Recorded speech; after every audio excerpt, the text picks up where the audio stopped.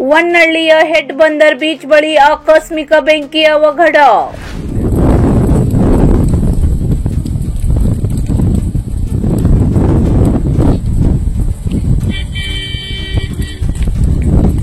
ಕುಮಟಾ ತಾಲೂಕಿನಲ್ಲಿ 16 ಎಕರೆ ಗದ್ದೆ ಅರಣ್ಯ ಪ್ರದೇಶಕ್ಕೆ ಆವರಿಸಿದ ಬೆಂಕಿ.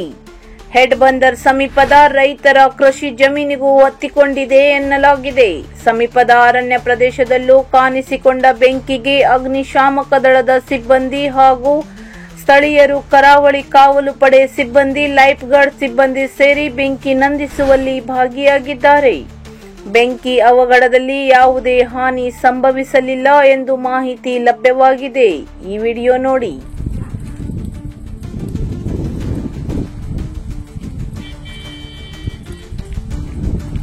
ಇವು ಹೋಗನಲ್ಲ ಮೇಲೆ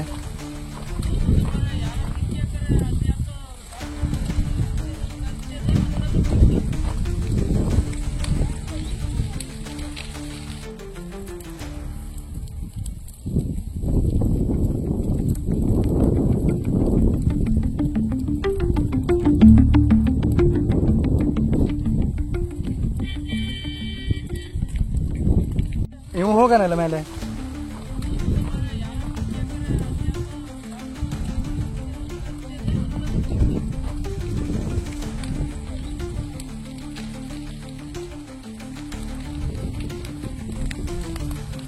ಒಟ್ಟು ಕಸೊಟ್ಟು ಇಲ್ಲಿ ಉದುರ್ತದೆ ನೋಡಿ.